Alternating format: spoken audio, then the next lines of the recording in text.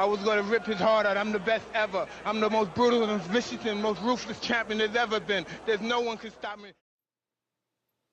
How you doing, everyone? My name is Ryan and this is Ade, and welcome back to another edition of Boxtalk. Look, let's go at it one more time. There are too many titles in boxing. There's so many titles in boxing that last Wednesday I saw a fight on the streets and they were fighting for the WBC Hackney title. Ade, come on, tell me what's going on, mate. Well, that's a fucking good one. The WBC. We be chickens in Hackney. Don't come for me, Hackney boys. Don't come for me, Hackney boys. I'm a Tottenham Stratford boy. Don't come for me. Hey. Anyway, listen. No, Ryan's right. It's almost embarrassing. And look, I'm going to list a few of them, and I don't even know all of them. WBC silver title. Don't even start. Let's not. Intercontinental title. No, Caribbean title. Let's not try and list the belts. It's actually too ridiculous. It's almost them diamond belts. Diamond belts. Super champion. Regular champion. Champions, yeah. You know what it is? Interim champion. Interim champ. Oh my god. Yeah. It almost sounds like a version of 1994 WWF, where you get all these belts where Bret the Hitman Hart was Intercontinental champion for a while. It's embarrassing. And worse than embarrassing, look, every sport wants to capture casual fans. You've got your own fans, boxing fans and football fans and whatever fans, but the idea is to get real big numbers, you need to capture the casual fans. It's almost tricking the casual fan right now to say Scott Quigg is the WBA world champion. Mm-hmm. When he's not, Regondo is really.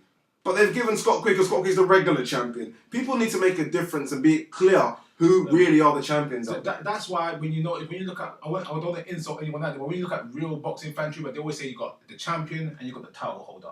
You know what I mean? Yeah. The champion's the guy on top, and we all say he's the champion. Everyone else is below the champion. They've got a title, but we know they're not the best. The thing with all these belts, if you look at it as a whole and what it actually means for the sport, it's easy to sell having a title on the line. Yeah. It generates more money for TV companies and for revenue and for people to say a belt means I met this requirement or met somewhere in the sport. That makes sense in theory. But you can't have a belt for every level of the sport. You've got 5 fights, you get a belt. Perfect. You get 10 fights, you get a belt. Fantastic. Then you've got 20 fights, you get a belt. Point. And it doesn't help. It doesn't help. It just makes things overly confused. I mean, if you ask any of your parents or uncle who was a champion back in 1960, 97, they could list a champion just like that. Yeah, like we recently saw Nathan Cleverly make his first fight at cruiserweight. Mm. He won a belt. Yeah. I think it was, I can't remember what belt it was, something cruiserweight intercontinental belt. And you think, what's going on here? It's just embarrassing. Yeah. You know, we're all who boxing fans. I know some real deep boxing fans. If you ask them who's the world champion at one of the lower weight classes, they struggle to tell you. I mean, sometimes I even struggle with Alexander. Is he champion again at that weight? You have to actually think back because there's too many titles, interims, supers, middles. It's too crazy. Again, it tricks the fans. Like, I mean, Eddie Hearn's put this amazing card together for Carl Froch, George Groves, and he's gone on there and said, okay, Jeremy McDonald's fighting for the I think the WBA, WBC. I can't remember what belt it was, World Championship. And then I looked at it carefully, and he's not. He's fighting for the regular belt because he's not fighting the real champion. And again, that's just tricking the consumer. It really is tricking the consumer. And you wonder if it's just because the belt organisations are getting sanction fees and push the fighter up higher in their rankings. It's almost a bit dodgy though. It's more than deceiving. Yeah, you can't having a belt for two people having the regular title and the super title. It's two different things. Yeah. So it's not the same thing. So you're not getting the quality out of the brand because it's diluted. This is what I liked recently. I mean, on our Canelo Lara video, I think we spoke about it. But Canelo recently said, because obviously Floyd Mayweather's the so-called super champion at 154. Yeah. I'm now asking Canelo, are you going to fight for the regular belt? Canelo says, no. I'm not paying Why am I paying the fee to fight for the regular belt? So I don't know if that was the thing about the pound dropping, just so he doesn't fight for that belt. And maybe fighters need to step up and say, no. It's happened loads of times previously when people refused to pay the sanction fees for it. I mean, Zab Judah done the same reason with the IBF when he could. Baltimore wasn't a contender, so Baltimore won one title and Zab kept the other title. But you got to look at it as a whole. Like again, like Adi said, what else are the sanction? What else are the multiple belts bring to the people? Mm. Money to the sanctioning bodies. Each time a fighter fights, they have to pay a percentage of their fee, of their wage, to the sanctioning bodies to have that fight sanctioned. So the sanctioning bodies have more money in their pockets by having more belts. Yeah, it's just it just gets to a stage where it does become embarrassing, and I don't even know where it started to come from. It seems to have only happened recently, if I'm honest with you.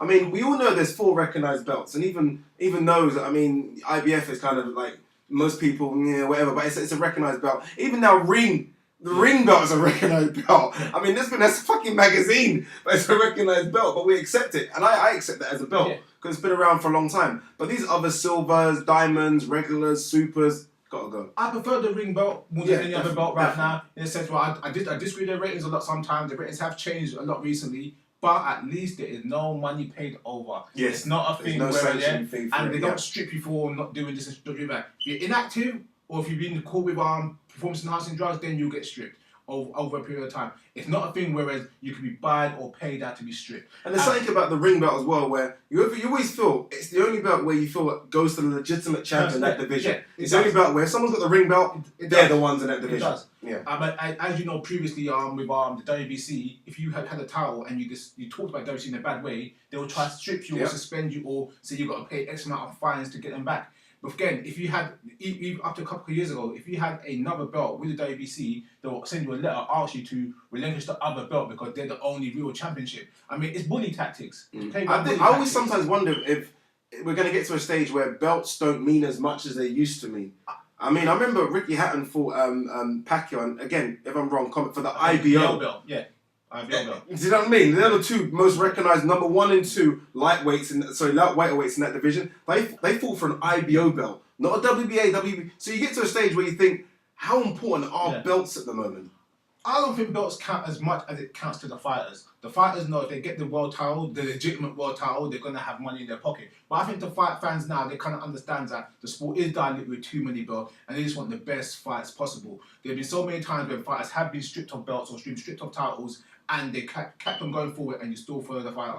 I mean, a phrase from Miller said it recently, is that the belts don't make the man, the fighter makes the belts. Yeah. And that's it. I think James Twain said it previously as well in the 90s. I mean, a lot of fighters use that type of phrase or that type of thing where don't let the belts control you, you control it. That's true. Look, guys, what do you think?